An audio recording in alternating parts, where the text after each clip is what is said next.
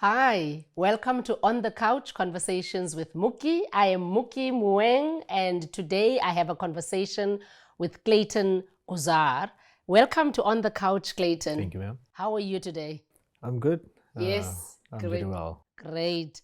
Clayton, I have watched you from Nelson Mandela University working with us, but some people don't know who you are. If you would, explain to people who you are, who would you say you are, where you're from, where do you call home?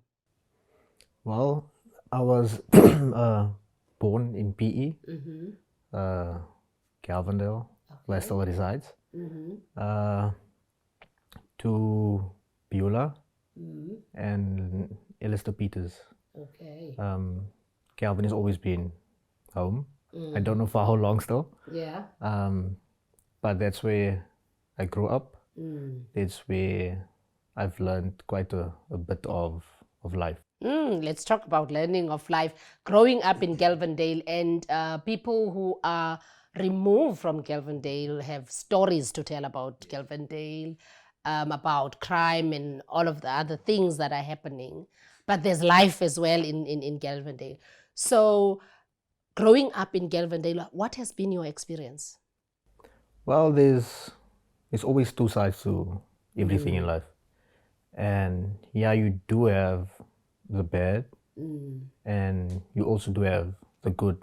It's just unfortunate that we don't always get to hear about Yes. the good stories from Gelvandale, the northern areas, and even our townships, because there's a lot of good in those communities. It's just sad that the bad has been taking more power for people to speak about. Yes. And like I said, there's so many great leaders that came out of Gelvandale, the northern areas. It's just that we don't know of them all. I mean, currently, both goalkeepers for Bafana Bafana and Banyana Banyana comes from Gelvandale. You see? And we don't even know that. People are not talking about that. The captain of Bafana Bafana, he grew up a street behind me, directly behind me. So Really? there's a lot of good stories from our area. Yeah. And that's the reason why I am making this show, having these conversations, because I say that, we have ordinary stories and ordinary people, but doing extraordinary things, just like the ones that you're talking about. And so you're growing up in Gelvandale. What would you say are the values, that got instilled in you as a young boy from Gelvandale?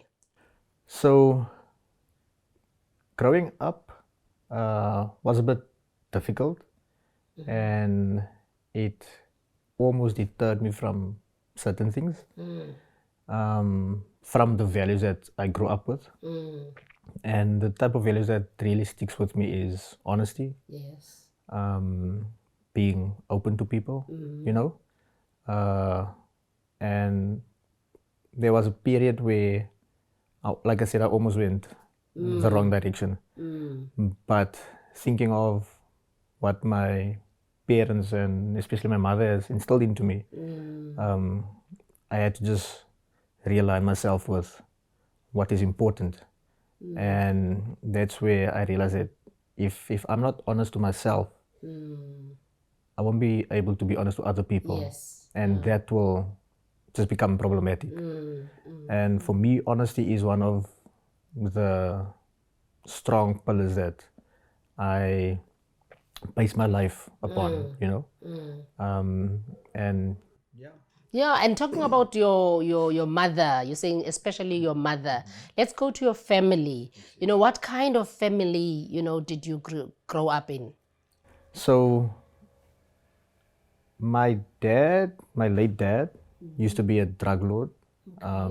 Used to be one of the main suppliers. I always say if you look at the macro, he was sort of like a macro, distributing to different guys in PE, outside of PE, getting his stuff in from Joburg. And I was exposed to that at a very young age, to the point where I think that's where I got my business skills from. well, I was exposed to the wrong things, but I didn't take that. Yeah, but the business principles. The business principles I yes. found I Yeah. got from him. He would then show me how to make it into bundles of tin and wrap it in foil. You know, that's all the things I can remember. And on a Saturday, he will call me in and he'll be like, you take this money, mostly the coins, and you count this, put it in 10 bundles of 10 rands, 50s or so. And he will lock the door and I'll be counting with him on a How bed. old were you then? I by was that time? about 5, 6. Oh wow. Okay. Yeah. 7 more or less.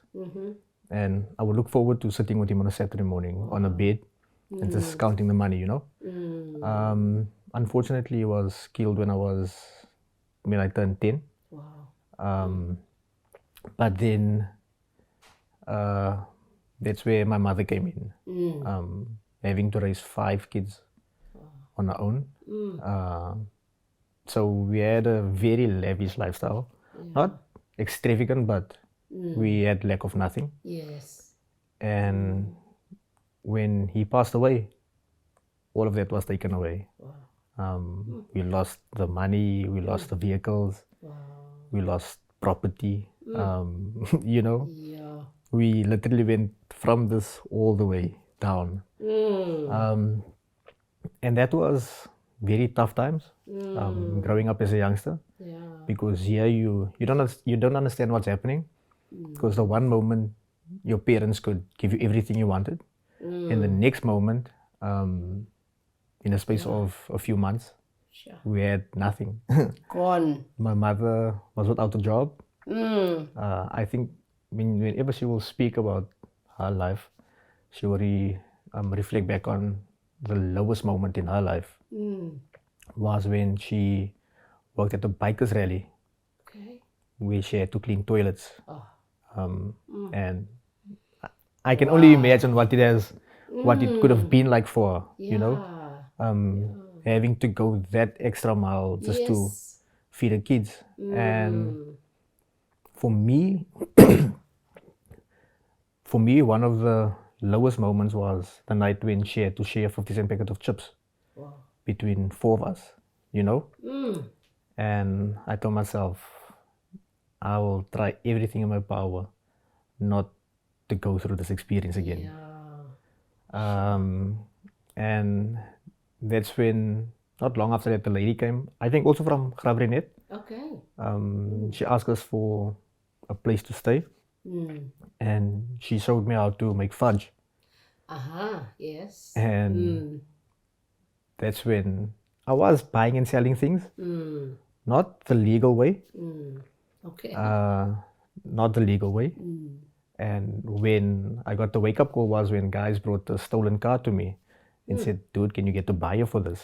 And I'm like, sure, this is getting bad. Yeah, it's big. Rather get out of this before it's too late. And then I made fudge. I started selling fudge at school, where I sold it for 1 rand a piece. And then I realized that I have friends that smokes, I don't know if I can mention it, like Dacha, weed, yeah. that smokes weed. Yeah. And I thought, okay, I know people make brownies with weed. Yes. Why can't I try making fudge with weed? Wow. And I went from 1 rand a piece to 5 rand. Wow. And for a school kid, I made good money. And that's why I'm really grateful for my mother. When she found out, she opened a case against me. Your mother herself. She took the batch of fudge that I had. Like, I had no books in my bag. Only fudge. Only fudge and a few pens. My goodness. So my carry-mo worked overtime. I had a big, what is this? Not like these containers, like your Tupperware containers in my bag, full of fudge. And then I had a small, like a ice cream tub, full of fudge. And I made money. And for me, it was not about making money. It was, how can I bring money home to a struggling mother. Yeah, You to know? assist. Just to assist. But then she took you to the police station. I want to hear about that She story. took me to the police station and I was super nervous. Wow. And that was the previous night was the last day I ever made fudge. Yeah. Before she threw everything out in the yard in front of my friends. What a mother. And that act, when you now reflect back to that act that your mother, did, what lessons do you get from that? Well, that kept me out of prison. I could have used that moment, or if things were going the way I wanted it to go, I could have either been also a drug dealer today, I could have ended up in prison, or I could have ended up dead. But she kept me away from all of that, and I am super grateful for her. Sure. For doing that. For doing that. And now you're saying that there's 5 kids and it's your mother. Did your mom then get another job after, cleaning the toilets? So how did she whilst maintain I was that? at high school, she then came to volunteer at our school.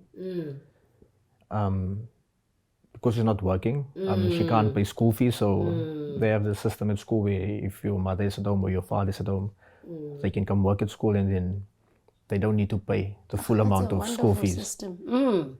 And she then opted for that. She worked on a construction site for us at school because we were busy revamping the school. Okay. And then the principal said, okay, I'll try and get you in there. Got her in at this company. She worked there for a year or just longer than a year. And then that contract finished. And then she started working for the same company. It's an electrical company. She started working for them, but she was still in contact with the principal. Okay. And he then told her, look, I'm trying my best to get you in on the education database, so you can become a cleaner at the school. And I think, it was 14 years on the 14th of July. Okay. That she's been there. Working for the school, yes. Wow, that's wonderful. Now, Clayton, I want, then you now were at school. Did you go for higher education? So I always joke about it when I say I spent 3 years in standard 8. So I obtained my first PhD in high school. I would say I passed high school with difficulties. Yeah. But it's not because I was stupid or I was sidetracked by my environment. Yeah. Wanting to make money, that has always been the thing, which was the wrong mindset to have, wanting to make money to support it on, because since a young age, I had to step up. Yeah. I'm the second born, but I had to step up and take the role of the elder brother at home. So my duty was always, how can I make ends meet, And after matriculated, I done 1 year at Varsity College, and then I studied public relations through them. Okay. And my mother then took out a loan for me for the first year, which was a lot of money because unlike your normal universities, private is a bit more expensive. Yes, it is. I couldn't go back, and then I started freelancing because I gave my heart to Christ at a very young age, and a white guy introduced me to camera work and filming and all of that. And I regard him as a father to me, He introduced me to the industry, and I could use that because at that time I became very rebellious, and I always had those choices. Yeah. It's either I pick up a gun, I become angry to the world, towards the world, pick up a gun and shoot my way through life. Yeah. Or I take a camera and shoot my way through life. I love that so much. I love that so much. And for you to say that you had the choice, you either pick up a gun to shoot your way through My way life, through life. because that's your thing. Now we're gonna make it big, or you pick up a camera to shoot your way through Yes. life. That's wonderful. And I managed to, in 2006, started helping out a friend. And I saw I can use this, And after high school, after doing the 1 year varsity college in 2011, I went into it on a more serious note. Started freelancing for different guys till I got a job offer at our local church where I attend. Okay. And I worked for them on a construction site. And that was, Wow. I mean, I have matric, which is not a lot. I have 1 year. My friends are sitting in the offices. My close friends are sitting in the offices working. Air conditioning. I must work outside on scaffolding, like 20 meters up. And I must throw bricks. I must mix daga, Yeah. But all of that was humbling moments, but very teachable moments. Yes, I was going to ask you about that. So what lessons have you learned from that? Because you're saying, and I like your attitude, it's teachable moments. What lessons have you learned from that? So for me, it's all about whatever you're going through. And we spoke about this before the interview. Whatever we go through, it's not to break us, but it's to make us stronger. So I managed to work with a gentleman which also played a very good father role in my life, very good in construction, and I could learn a few things from him. So it doesn't mean that I worked on a construction site, my life had to be based on that and it has to stop there. What I've learned from him, I can use going forward in life, be it having, if I need guys to build my house one day, I will know what to look out for. Yes. Because guys try and jump on the system, take the shortcut here and there.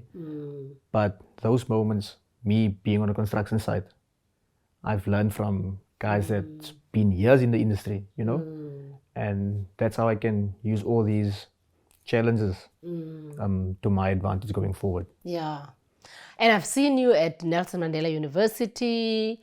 What were you doing there? Just give us a brief explanation of that. That in itself is also a testimony because a lady I know, after study, she got a job at the university. She advertised this post, and I said and I think I need to mention this before we get there. So I worked at church, and then I got promoted to working in the offices. Oh, wow.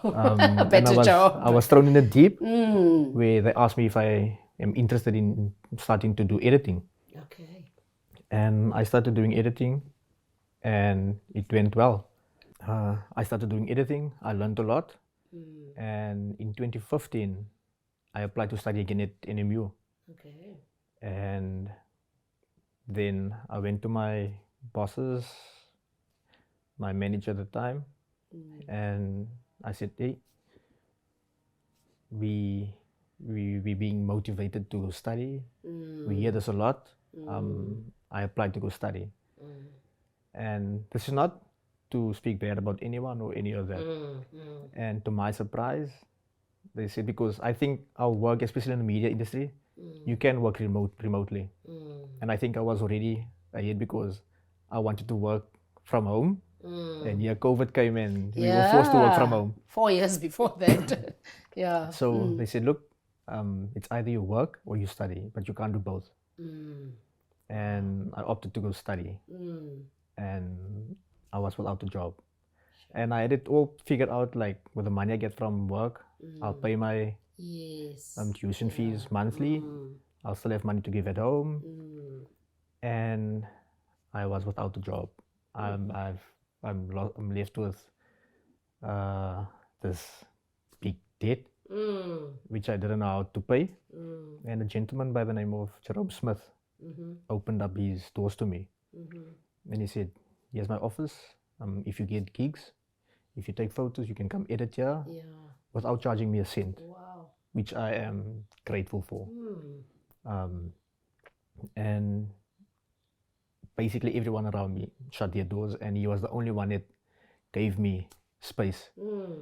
And I worked from there, and it became a bit tough because there were times where the gigs were paying good, which will then allow me to pay my studies and still give money at home. Then I have to cut class, because the money was good. Yeah. Which then ultimately I couldn't finish that year, and the course wasn't for me. What course was it? It was a business management course. Okay. It was not for me. So I left the studies that year, 2015. And 2017, I saw this lady posted this thing on her WhatsApp status. Said there's a job available at NMU. Bring your CV. And I thought, I don't have a qualification. Like everything disqualifies me in the natural. I spoke to Jerome. Said, dude, he said, if you want to apply, feel free. Yeah. I applied, took my CV. I sent my CV. The guy that interviewed me, he called me for an interview. As I came out after the interview, the guy that came after me has got qualifications. Yeah. And that guy on your shoulder will say, hey, no, it's not you. This guy's gonna you get don't it. stand a chance. 2 days later, I got the phone call. Clayton, the job is yours. Wow. And later, 2019, when I finished, he told me that the deputy VC told him, like, how can you appoint a guy with no qualification? And he said, I don't know this guy, but I'm putting my job on the line. If he's not what he say he is, you can fire me. Wow. And I built such a good relationship with.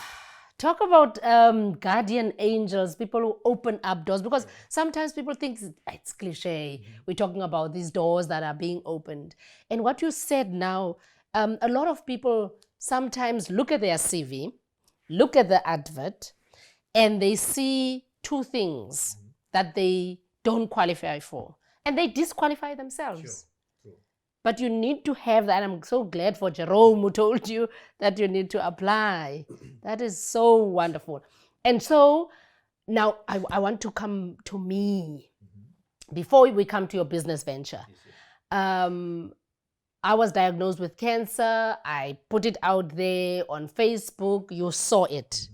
And now I have a chance to ask you, because you contacted me from nowhere. What is it in you that said, you want to do something for me? Yes, you know me from the university, but from a distance. Why? So that was in 2020 2020, that I reached out to you. Yeah. And because we were faced with COVID and all that negativity that went around the world, I thought of just taking my camera, picking up my camera, going in the neighborhood, going in the areas around, going to small businesses, taking photos of guys selling fruit on the street, guys selling clothes in town.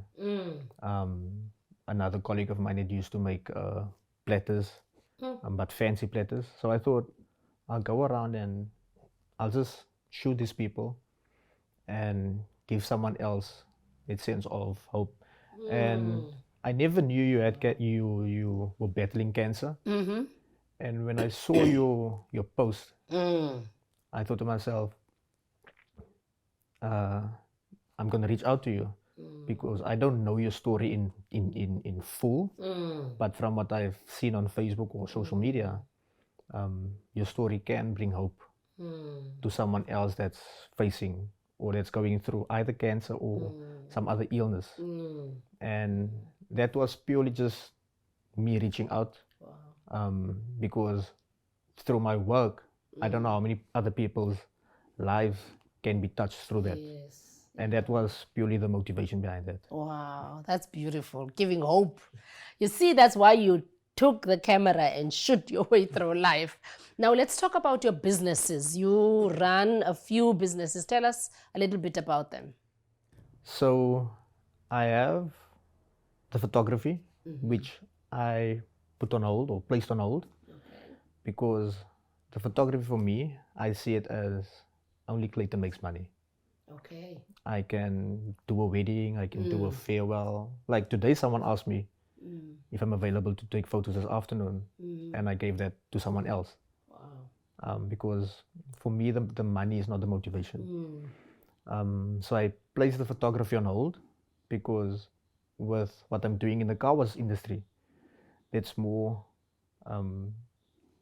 beneficial or satisfying, because now instead of Clayton benefiting from one wedding, I don't drink, I don't smoke, I don't live a lavish lifestyle. So if my mother sends me to Spa for milk, I come home with more than just milk. So I sometimes waste my own money. But then I found out that because I had this dream of opening a car wash in 2012 already, Okay. I would like to open a car wash, and now I have about 8 guys that I employ.